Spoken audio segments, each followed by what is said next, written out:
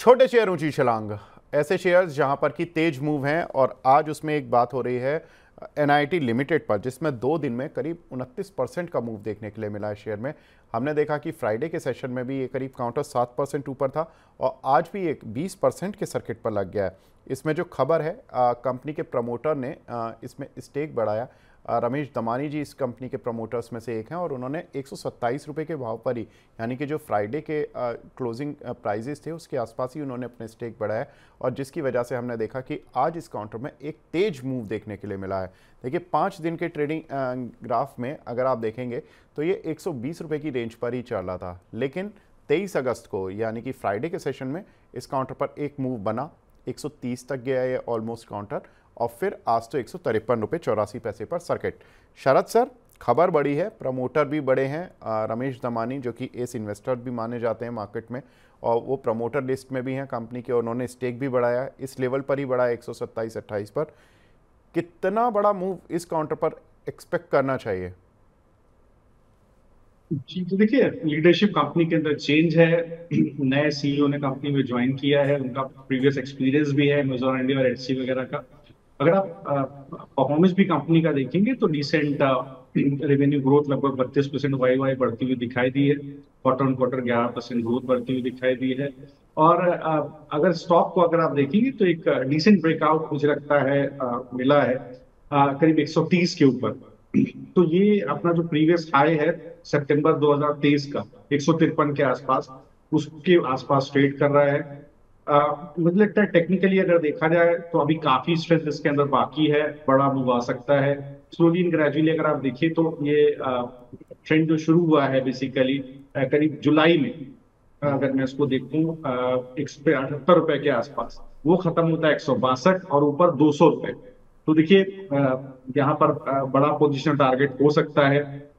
जिस तरह के मूव ने इंडिया सीमेंट वगैरह में देखा था, तो 30% का अपसाइड यहाँ 203 रुपए तक हो सकता है। बड़े टारगेट के लिए स्टॉक तैयार हो रहा है। बाय ऑन डिप्स का व्यू रखें, 137 के पास स्टॉप लॉस रखें और स्टॉप लॉस क्या रखें, 137 के पास तक आप बाय ऑन डिप्स इसको कर सकते हैं। तो वहां पर अपना बाय ऑन डिप्स का व्यू रखें, एक्यूमुलेट करें, धीरे धीरे करके आपको 2 क्वार्टर का समय थे, हो सकता है 203 तक भी आपको जाता हुआ दिखाई दी। 30% का अपसाइड है। बिल्कुल। कुछ एक काउंटर्स पर और भी नज़र डालते हैं। गोवा कार्बन सर, इस काउंटर पर भी पिछले 2 दिन से अच्छे मूव देखने के लिए मिल रहे हैं, कहाँ तक जा सकता है काउंटर? मैं सुन पाया हूँ गोवा कार्बन गोवा की बात कार्बन की सर, आप। जी बिल्कुल।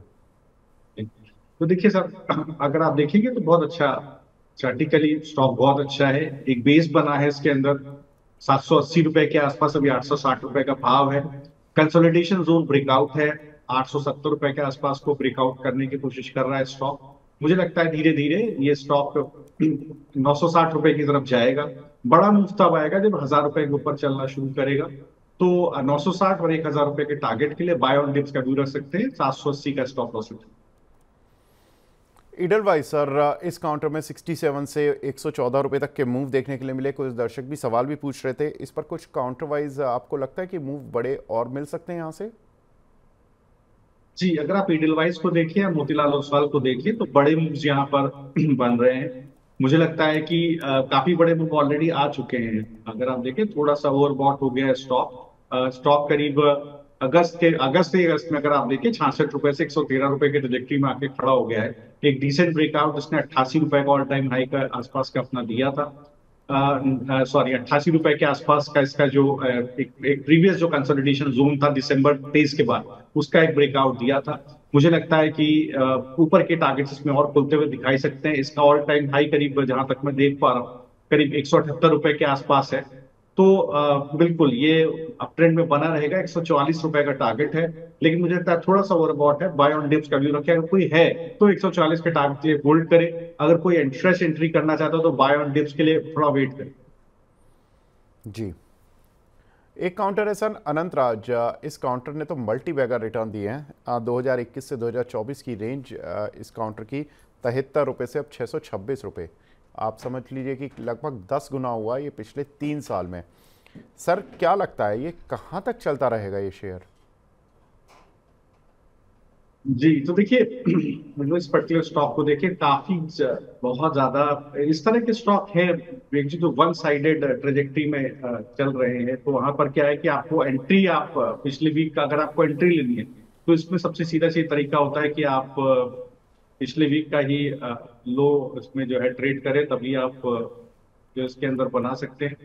देखिए जी जिस तरह का इसका रियल एस्टेट का बिजनेस है, मेजरली दिल्ली एनसीआर के अंदर है। दिल्ली एनसीआर में आप देखें आईटी पार्क, इसके अलावा आईटी एसईजी ऑफिस बिल्डिंग वगैरह का काम है।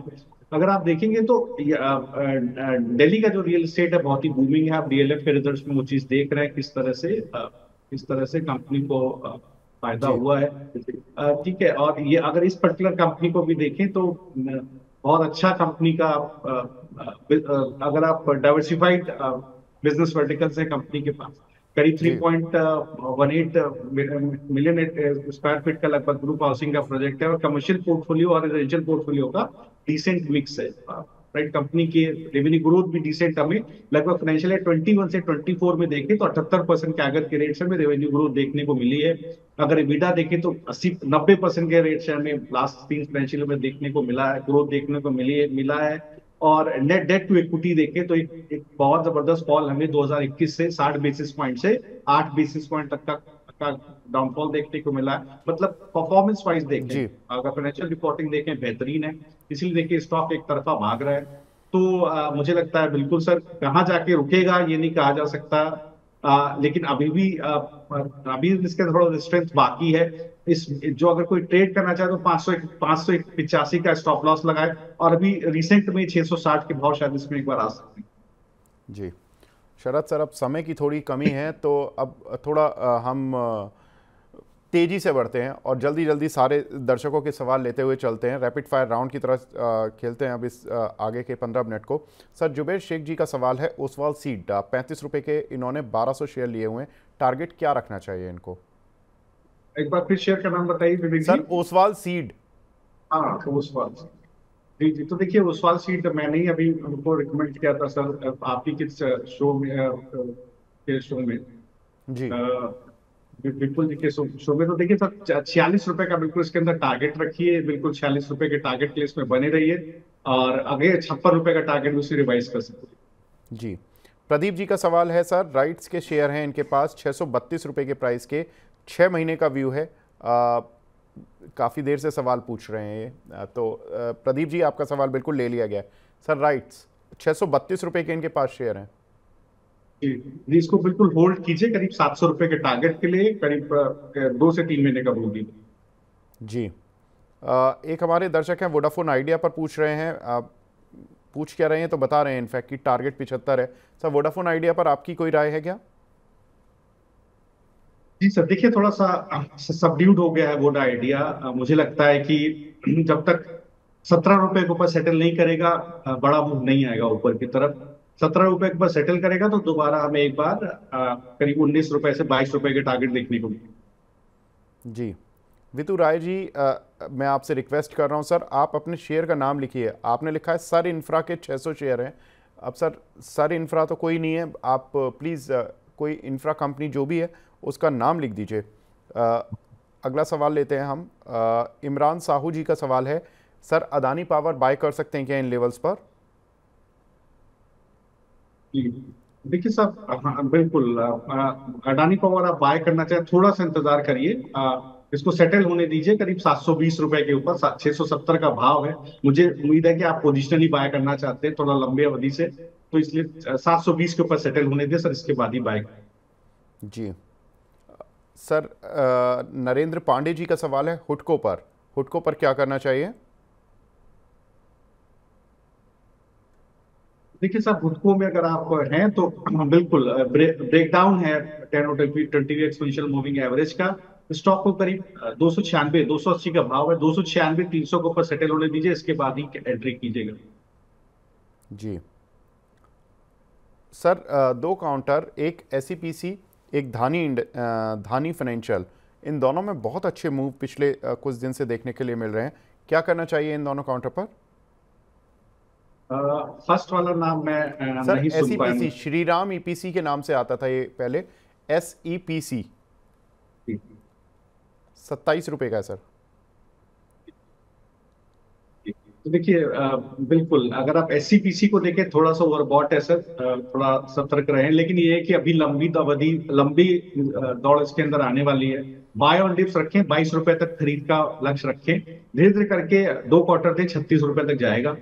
और अगर आप धानी को देखें, मैं धानी सर्विसेज के नाम से इसको देख पा रहा जी हूँ। बिल्कुल जी सर, ₹58 वाला। जी।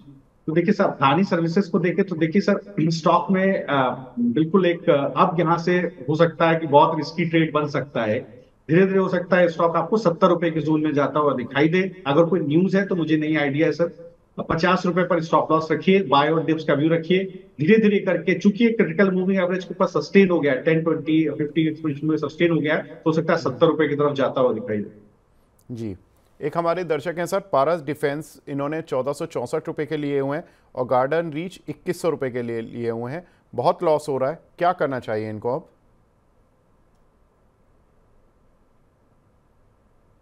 जी जी, तो देखिए सर हाँ तो देखिए जी तो पारस डिफेंस के अंदर देखिए बेस बना हुआ है करीब 1175 1180 के आसपास। तो बिल्कुल बने रहे, अगर आप हैं, चूंकि आप हैं अपनी पोजीशन नहीं लेना चाहते तो 1180 की स्टॉप लॉस से बनी रही है। जहां तक गार्डन रीच की बात रही, मुझे लगता है इसके अंदर एक गिरावट हो सकती है, ₹1600 के आसपास की गिरावट हो सकती है। स्ट्रेंथ अब ये आ गया 50 एक्सपोनेंशियल मूविंग एवरेज के आसपास, इसी के आसपास सेटल हो जाए बहुत अच्छी बात। ये वीक ऑब्जर्व कर लीजिए, अगर ये वीक ग्रीन कैंडल क्लोज हो जाता है तो इसी वीक का लो ला करके खड़े हो जाइएगा सर। दोबारा आपको ठीक ठाक रिटर्न ऊपर की तरफ 2200 दे देगा। अगर ये तोड़ देता है तो नीचे की तरफ धीरे से खिसक के 1600 के जोन में जा सकता है। जी, विपुल वितु राय जी जो सवाल पूछ रहे थे इंफ्रा पर, उनका शेयर है सर आईआरबी इंफ्रा पर। इनके पास ₹65 के कुछ शेयर पड़े हुए हैं, 3 मंथ होल्ड कर सकते हैं, क्या करें? जी तो देखिए आईआरबी इंफ्रा बिल्कुल होल्ड कीजिए। मुझे लगता है एक बेस बन गया पिछले 3 वीक में करीब ₹60 के आसपास। बने रहिए, धीरे धीरे आपको ये ₹70 तक लेकर के जाएगा। ₹70 के पास देखिएगा, अगर उसके ऊपर कैंसुलेटेड ट्रेड करके चलता है तो ये आपको ₹80 तक के भाव भी दिखाएगा। तो पहला टारगेट 70 का रखिए, स्टॉप लॉस रखिए आप ₹62 का और बने रहिए। जी, एक हमारी दर्शक हैं रिम्पी मिश्रा जी, बिरला सॉफ्ट के, इन्होंने कुछ शेयर लिए हुए हैं सर ₹715 के प्राइस के, 6 मंथ तक होल्ड कर सकती हैं, क्या करें? तो देखिए साहब अगर बिरला सॉफ्ट में बिल्कुल बने रहे, अच्छा मूव है इसके अंदर। मुझे लगता है एक बेस बन गया है 560 रुपए के आसपास। धीरे धीरे आपको ₹670 के भाव तक ही जाता दिखाई देगा, डिस्पाइट ऑफ द फैक्ट की फॉलिंग मूविंग एवरेजेस हैं, बट 670 का भाव आपको दिखाई देगा। आप एक स्टॉप लॉस 560 पे रखें। जी सर, कुछ एक दर्शक जो सवाल पूछ रहे हैं उसमें है महाराष्ट्र सीमलेस पर, रोहित कुमार जी का सवाल है। ये पूछ रहे हैं कि फ्रेश एंट्री कर सकते हैं क्या इन लेवल्स पर? जी तो देखिए बिल्कुल कर सकते हैं। अगर आप थोड़ा ₹10 रख रहे हैं तो 2-2 3-3 रुपए करके डालें, क्योंकि थोड़ा स्टॉक चल गया है। बेस इसका 570 के आसपास है, लेकिन आप ₹600 के आसपास बेस अपने लिए मान लीजिए। 680 का भाव है, थोड़ा सा डिप्स पर खरीदिए। जैसे ही ये 720 के ऊपर चलना शुरू करेगा, ये आपको ₹830 तक जाएगा, तो अच्छा मूव इसके अंदर बनेगा। तो बाय ऑन डिप्स का भी रखिए। जी, सारांश जी का सवाल है जेके लक्ष्मी सीमेंट पर सर, ₹895 के इनके पास कुछ शेयर पड़े हुए हैं, लॉस काफ़ी हो रहा है, प्लीज़ बता दीजिए सर, 3 महीने का इनका व्यू है। तो देखिए सीमेंट कंपनीज पे थोड़ा सा दबाव है। मुझे लगता है कि थोड़ा सा आपको और समय देना पड़ेगा सर। अगर आप शेयर्स होल्ड हैं, किसी गिरावट में हो सकता है ₹700 तक भी स्टॉक ये चला जाए। लेकिन मुझे लगता है कि एक बेस इसका 750 के आसपास है। जब तक ये स्टॉक सेटल करके ऊपर की तरफ 830 के ऊपर नहीं जाएगा, तब तक वीकनेस बनी रहेगी। तो थोड़ा समय दीजिए सर। जी, समय देना पड़ेगा सर आपको। अनीता गर्ग जी का सवाल है सर बंसल वायर पर, इनके पास कुछ शेयर आईपीओ के पड़े हुए हैं, क्या करें, इसको होल्ड करें या सेल कर दें? बिल्कुल, अगर आपके पास अभी शेयर पड़े हुए हैं तो देखिए बिल्कुल रिसेंट लिस्टिंग है, तो यही वीक देख लीजिए। अगर ये वीक रेड में क्लोज हो जाए, काट दीजिएगा सौदा। ₹360 मतलब इस वीक का लो है। आप बिल्कुल 360 के बाद स्टॉप लॉस बना के खड़े रहिए। अगर 360 आ जाए, पोजीशन काट दीजिएगा। अगर ऊपर की तरफ चले, बिल्कुल होल्ड कीजिएगा। जी, अमर सिंघा जी का सवाल है, शरद सर गुड मॉर्निंग, ल्यूपिन में फ्रेश एंट्री बनती है क्या? ब्रेकआउट होने वाला है? वेरी नाइस सर, किसमें ब्रेकआउट सर? चेक कर लिया सर ल्यूपिन में। हाँ हाँ। नहीं तो देखिए, फार्मा शेयर में वैसे भी मैं काफी समय से बुलिश हूँ। मैं काफी आप मनी नाइन पे काफी रिकमेंड कर चुका हूँ फार्मा शेयर्स को। और यहाँ पर देखिए बिल्कुल जहां तक लिपिंग की बात आपने की, मुझे लगता है बिल्कुल सर एक बिल्कुल कुछ वैसा ही ट्रेंड है जैसा ट्रेंड में बना था कुछ दिन पहले, और उसके बाद बड़ा मूव हमें देखने को मिला। एक बड़े मूव के बाद थोड़ा कंसोलिडेशन, ये स्टॉक धीरे धीरे 2250 की ट्रेजेक्टरी में जा रहा है सर। आप पिछले 3 वीक का जो बेस है 2060, उसके आसपास का अपना स्टॉप लॉस रखें, वीक टू वीक देखें, डेली नहीं देखें, क्योंकि मैं वीकली चार्ट पे डिस्कस कर रहा हूँ। 2250 का टारगेट रखें। जी सर, एक हमारे दर्शक हैं अरविंद राजपूत जी, BEML के, इनके पास कुछ शेयर पड़े हुए हैं 5125 रुपये के, और टीटागढ़ रेल के इनके पास शेयर पड़े हुए हैं कुछ करीब करीब 1810 रुपये के। लॉस काफ़ी है इनको शॉर्ट टर्म में, कुछ व्यू मिल सकता है क्या? देखिए सर बिल्कुल BEML में देखिए थोड़ा सा स्टॉक सेटल हो गया है। 3630 के आसपास का बेस है इसके अंदर। 3630 टूटे तो अपना पोजीशन काट के अलग हट जाए, अदरवाइज बने रहे। थोड़ा समय देना पड़ेगा सर, इसके बाद ही स्टॉक चलना शुरू करेगा। बड़ा मूव तब आएगा जब 4200 रुपए के ऊपर चलना शुरू करेगा। अगर आप टीटागढ़ को भी देखें तो बुरे रिजल्ट थे, डिस्काउंट हो गया स्टॉक के अंदर। एक बेस बन गया सर 1330 के आसपास, बने रहे सर। बड़ा मूव तब आएगा जब ये कहीं ना कहीं पिछले 4 वीक का जो कंसोलिडेशन बेस है 1470, उसके ऊपर सेटल करेगा, तो एक बड़ा मूव आपको देखने को। बिल्कुल। साथ ही एक दर्शक हैं हमारे मनाबोध Kumar Mishra ji, associated alcohol and beverages पर इनका सवाल है सर, इसमें फ्रेश एंट्री करना चाहते हैं, प्लीज़ सजेस्ट करें बाइंग प्राइस क्या रखना चाहिए और क्या टारगेट्स के लिए अप्रोच कर सकते हैं?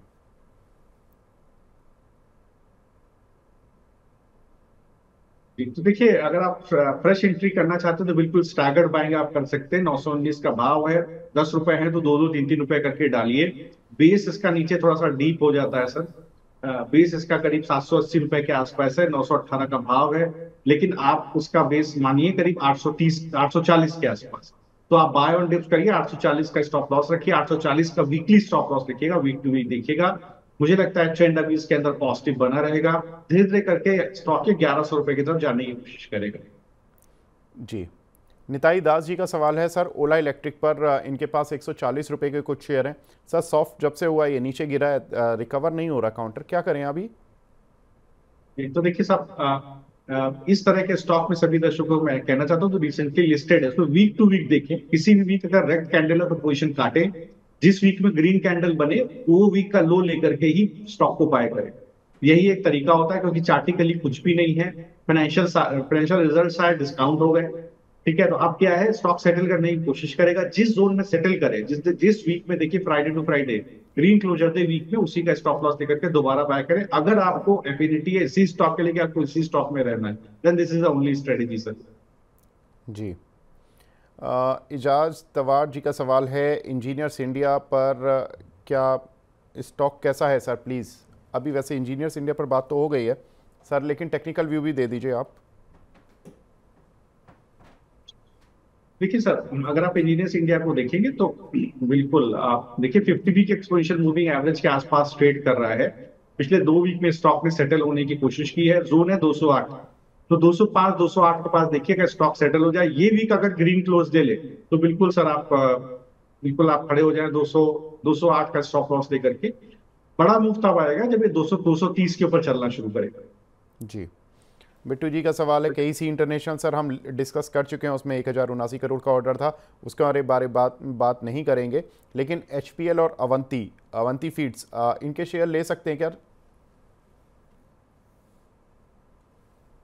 देखिए, अगर अवंती फीड्स को आप देखेंगे तो बिल्कुल यहाँ पर बिल्कुल बाय ऑन डिप्स का व्यू रखना चाहिए। स्ट्रेंथ बिल्कुल मेंटेन्ड है स्टॉक के अंदर। मुझे लगता है करीब 660 इसका बेस है।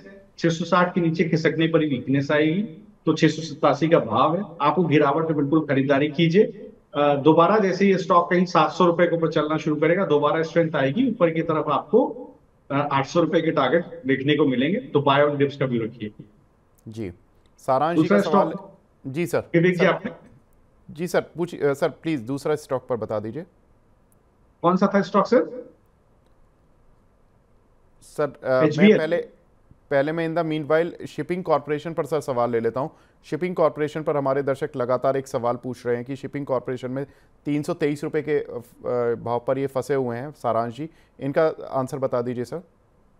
जी बिल्कुल, अभी आप बने रहिए, अब बेस बन गया है स्टॉक के अंदर 260 रुपए के आसपास। जैसे ही स्टॉक कहीं 290 के ऊपर चलना शुरू करेगा, ये आपको प्रॉफिट में लेकर के आएगा और आपको 337 तक दोबारा लेकर के जाएगा। तो लेकिन अभी इसमें पोजीशन काटी है, मैं 260 पे स्टॉप लॉस रख के बने रहिए। जी सर, उनका दूसरा सवाल था अवंती फीड्स पर। जी अवंती फीड मैंने अभी शायद डिस्कस किया है। सर एचपीएल और अवंती फीड्स।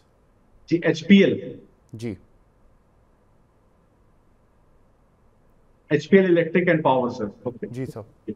तो देखिए HPL इलेक्ट्रिक में आप देखिए बिल्कुल 665 का भाव है, अच्छा ट्रेंड है, बिल्कुल इसके अंदर बने रहे हैं आप। मुझे लगता है धीरे धीरे करके ये स्टॉक ऊपर की तरफ 760 रुपए तक जाएगा। 665 का भाव है, स्लोली ग्रेजुअली 760 की तरफ जाएगा। अगर कोई गिरावट हो, बिल्कुल आप एक बेस इसके अंदर डिसेंट बना हुआ है 590 रुपए के आसपास, जिस पर खरीदिए। 690 रुपए का 760 रुपए का टारगेट है, थोड़ा समय दीजिएगा 2 से 3 महीने। जी शर्मी जोशी जी का सवाल है, जन्माष्टमी की हार्दिक शुभकामनाएं आप दोनों को। थैंक यू मैम, आपको भी, आपके परिवार को और सभी दर्शकों को जन्माष्टमी की हार्दिक शुभकामनाएं।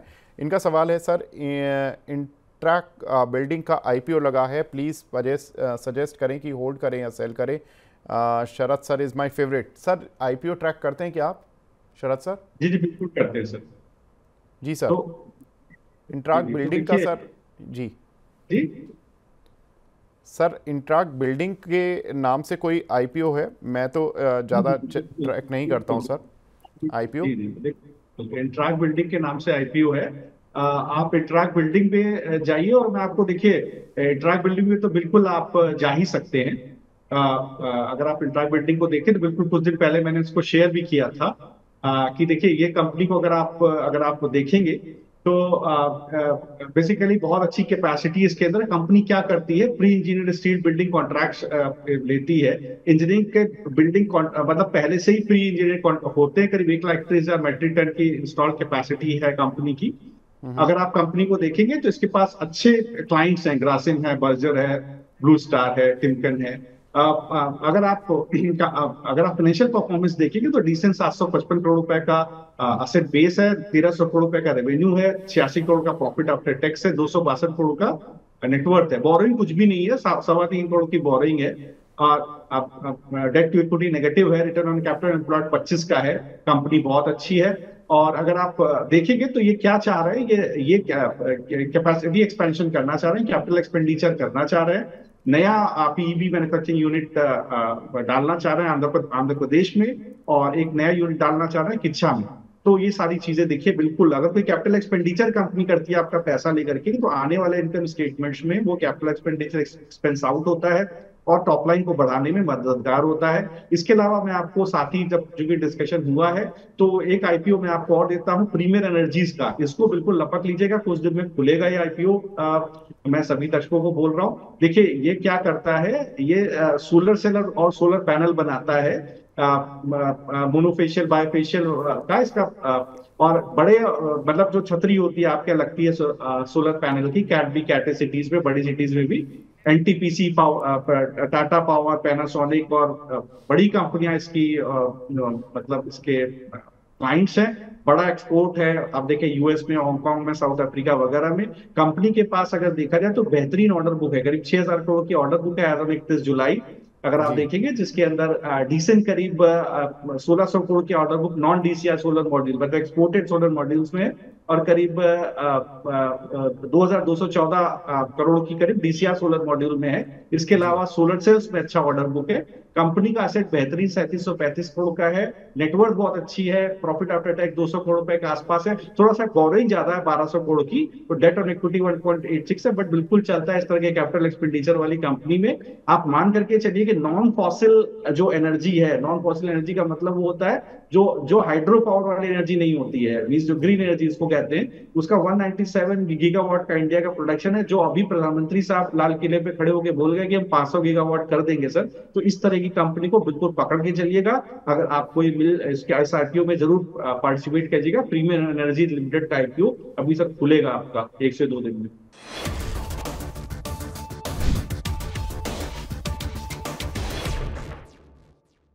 शेयरों पर एचडीएफसी स्काई के इन हाउस एक्सपर्ट्स की राय जानने के लिए अभी डाउनलोड करें एचडीएफसी स्काई ऐप, जहां पर आप शेयरों पर रिकमेंडेशंस भी ले सकते हैं। ऐप डाउनलोड करने के लिए स्क्रीन पर दिए क्यूआर कोड को स्कैन करें।